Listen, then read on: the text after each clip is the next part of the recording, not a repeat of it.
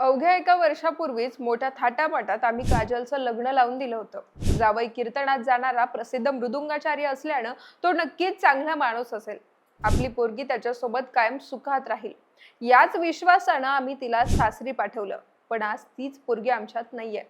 मंडळी, काळीज पिळवटून टाकणारी ही व्यथा आहे त्या बापाची ज्यानं आपल्या लेकीच्या सुखासाठी सर्वस्व पणाला लावलं होतं। पण आज त्या लेकीवर इतकी वाईट वेळ आली की तिनं मृत्यूला कवटाळणं पसंत केलं। पतीच्या अनैतिक संबंधाला आणि सासरच्या सततच्या छळाला कंटाळून काजल अमोल लगाणे या नवविवाहितेनं आत्महत्या केली आहे।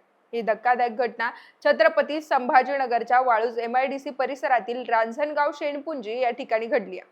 या प्रकरणी आता काजलचे वडील शेतकरी अण्णासाहेब जाधव यांनी MIDC वाळूज पोलीस ठाण्यात आपली फिर्याद दाखल केली आहे।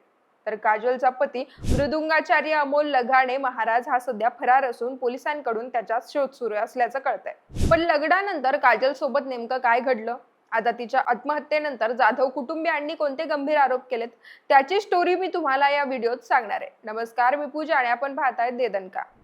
मंडळी, या घटनेतील आरोपी पतीचं नाव आहे अमोल बाबासाहेब लगाणे, जो रांजणगाव शेणपुंजी येथील गणेश नगर इथला रहिवासी आहे। कीर्तनामध्ये तो उत्कृष्ट मृदुंग वादन करत असल्यानं मृदुंगाचार्य म्हणून तो जिल्ह्यात प्रसिद्ध आहे।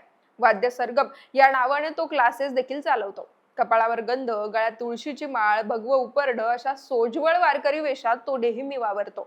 रामकृष्ण हरी म्हणत त्याचे असंख्य मोटिवेशनल व्हिडिओ तुम्हाला त्याच्या अमोल लगाणे पाटील या सोशल मीडिया अकाउंटवर पाहायला मिळतील। आता एवढा चांगला नवरदेव मुलगा म्हटल्यावर कुठलाही बाप त्याला आपली मुलगी द्यायला एका पायावर तयार होईल। जालन्याच्या बदनापूर तालुक्यातील देवपिंपळगाव येथील रहिवासी असणारे शेतकरी अण्णासाहेब जाधव यांनी नेमकं तेच केलं। काजल ही त्यांची अतिशय सुस्वभावी मुलगी। वर्षभरापूर्वी तिचा विवाह अमोल लगाणेशी पार पडला।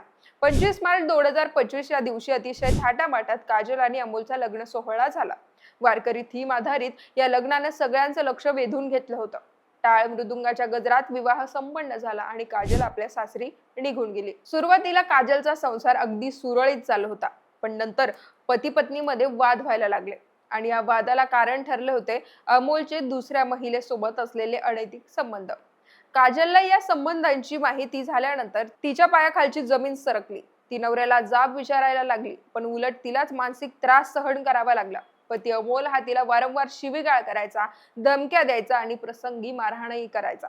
दुसरीकडे काजल हा सगळा प्रकार निमूटपणे सहन करू लागली, पण कधीतरी माणसाच्या भावनांचा बांध फुटतो, सहन करण्याच्या मर्यादा संपतात।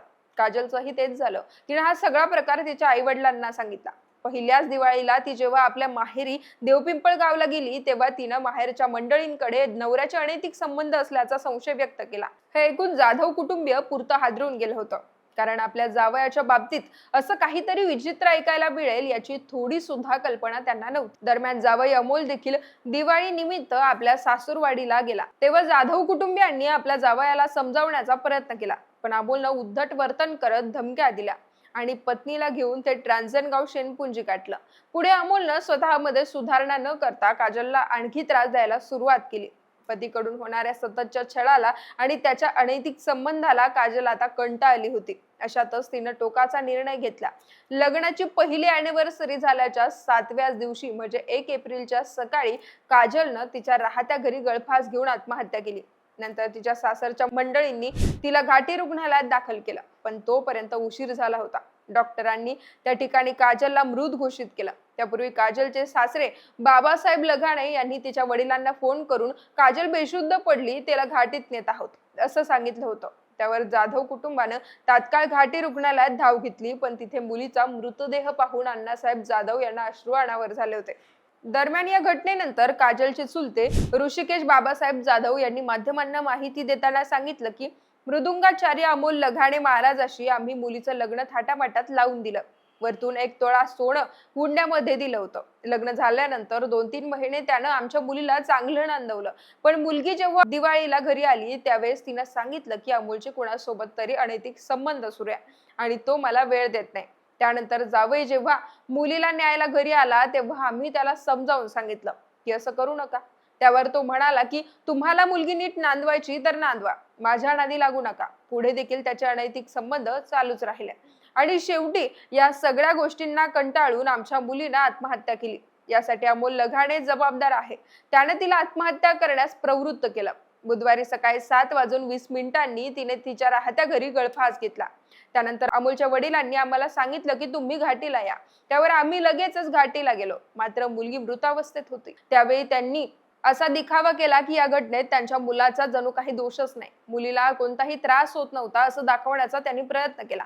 पण आम्हाला माहिती होतं मुलगी इतक्या तणावामध्ये होती की धड सांगता येत नव्हतं आणि रडताही येत नव्हतं. अशी माहिती काजलच्या चुलत्यांनी माध्यमांसमोर दिली.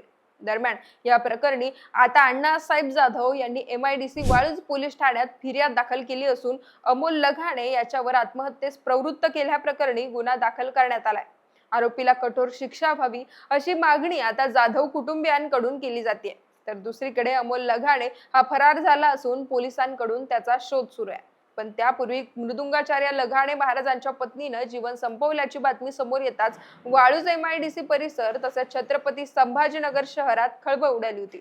पण लघाणे महाराजांच्या अनैतिक संबंधामुळे त्यांच्या पत्नीनं आत्महत्या केल्याचं कळताच सर्वांना धक्काच बसला. दिसतं तसं नसतं म्हणून जग फसतं, अशा प्रतिक्रिया आता शहरात ऐकायला मिळतात. बाकी पोलिसांकडून आरोपीला केव्हा अटक केली जाते, त्याच्या चौकशीतून कोणती माहिती समोर येते आणि ही खरंच आत्महत्या होती की काही घातपाताचा प्रकार होता, ते पाहणं आता महत्वाचं असणार आहे. तर मंडळी, या घटनेबद्दलच्या तुमच्या काही प्रतिक्रिया असतील तर आम्हाला कमेंट्सच्या माध्यमातून नक्की कळवा आणि दे दणकाला सबस्क्राईब करायला विसरू नका.